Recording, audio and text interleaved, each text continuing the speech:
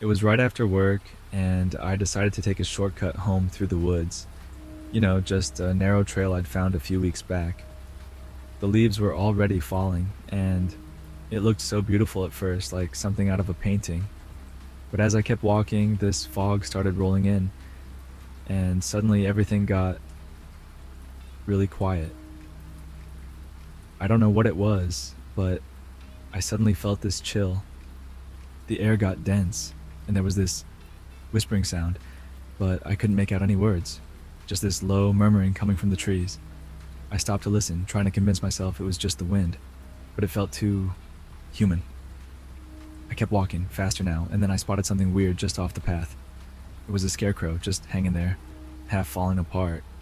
But the creepiest part, its head was turned, facing the trail, like it was watching me. I laughed it off. I told myself it was just a decoration, but I still couldn't shake that feeling, like I wasn't alone.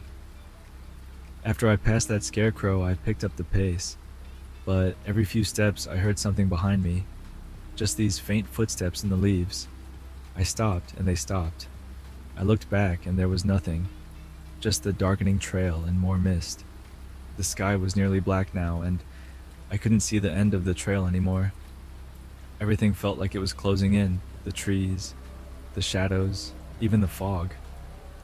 I tried to speed up, hoping to get out before it got too dark, but it felt like the path was getting longer, like I was moving but not getting anywhere. I was almost running now, desperate to get out, when I saw it. Just on the edge of the trail, in the fog, there was a face. It was barely there, pale and blurry, with these empty eyes. I froze, trying to figure out if it was real or just my mind playing tricks. But then, it blinked. At that point, I lost it. I just turned and ran, even though I could barely see the path anymore. The footsteps started again, but this time they were fast, right behind me. I didn't dare look back. I just kept going, hoping I'd make it out before whatever it was caught up to me. I kept running until, out of nowhere, I stumbled into a clearing. The forest just ended. I saw the road and some streetlights and felt this wave of relief. I looked back, half expecting to see something standing there, watching me from the shadows. But there was nothing, just the dark, silent trees. Once I made it to the road, I felt ridiculous, like it was all just my imagination. But I can't forget that face, pale and watching, right there in the fog. I still don't know if it was real, but every time I see fog now, I half expect it to be there, waiting. But here's the strange thing. The next day, I went back, just to reassure myself it was nothing. The scarecrow was gone. No post, no figure, nothing, as if it had never been there in the first place. And the trail felt different, like I wasn't on the same path at all. I left as fast as I could. Ever since then, I've had nightmares about that face. In my dreams, it follows me down different trails, always half hidden in fog, and I keep waking up right before it touches me. I don't think I'll ever go back to those woods. Here's where it gets creepy though. Last night I got a call from a friend who just moved back to town. I hadn't told anyone about the woods, but she started describing a face in the fog she'd seen on a trail just like mine. She didn't even finish the story. Her phone cut out, and she hasn't picked up since. I keep thinking, what if it's following me, somehow moving from person to person? So it was late October, right around dusk, and I was driving back home on this old back road. The sun was just dipping below the trees, and everything was drenched in this dim, eerie glow. I wasn't even sure where I was going. I'd taken a wrong turn somewhere, and my GPS had no signal. But the trees were gorgeous, so I kept going. I'm driving along, trying to shake off the weird feeling creeping up my spine, and that's when I see it. Just off to the side of the road, there's this figure. I could barely make it out, a person standing dead still, facing away from the road. I slow down a little, my headlights barely catching their outline. It felt wrong.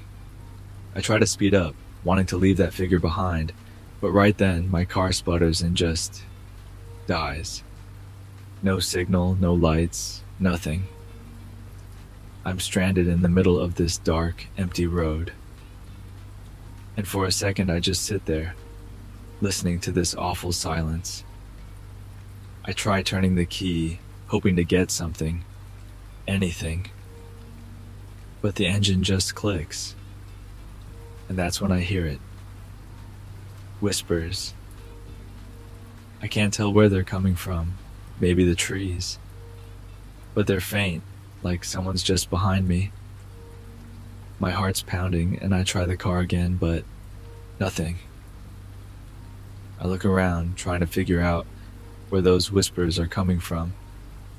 And then I see it. The figure is closer now, like a lot closer. And this time it's facing me. I can't see the face, just this dark silhouette against the mist. I don't know how, but it's closer than before, like it's been moving toward me in the dark. At this point, I'm freaking out. My fingers are shaking, and I don't know why, but I turn to look in the back seat just to make sure I'm alone. There's nothing there, of course, but as I look, the whispers grow louder. It's like they're in the car with me. I take a deep breath, trying to steady myself. But when I look back at the window, it's right there. Just inches away, looking in. This pale, almost inhuman face staring straight at me. No expression, no movement, just staring. I can't breathe. I feel frozen, like if I move, it'll come inside. Somehow, in that moment, I snap out of it and turn the key again. Miraculously, the car roars to life and I don't waste a second. I slam on the gas, glancing in the rearview mirror. The figure doesn't move. It just stands there in the road watching me leave. And the whispers, they fade, but I swear, I can still hear them. I got home and tried to tell myself it was just my imagination, but I can't forget that face. Sometimes when it's quiet, I swear I still hear those whispers, just faintly, like it's still out there. It happened a couple of years ago in the suburb where I grew up. You know how quiet those neighborhoods can be in the fall, right? Trees turning golden, leaves crunching underfoot, the smell of wood smoke in the air. It was right around Halloween, and I was just about to head out for a walk when something strange happened.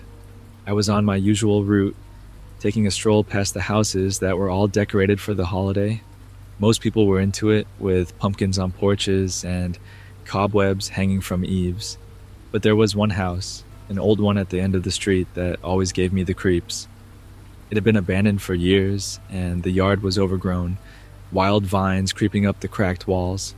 I'd heard rumors that it was haunted, but I never put much stock in those stories, until that day. As I walked by, I noticed something odd.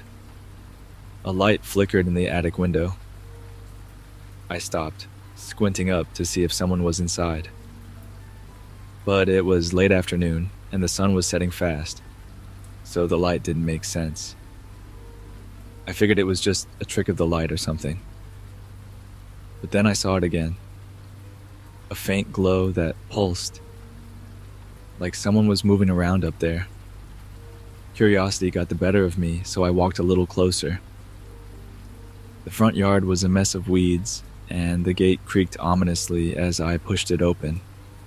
As I stepped onto the porch, I felt this chill in the air, despite the relatively warm October day. It sent a shiver down my spine, but I shrugged it off as just being spooked by the stories I'd heard. I was about to turn back when I heard it. A whispering sound, like someone calling my name. It was so soft I almost didn't catch it.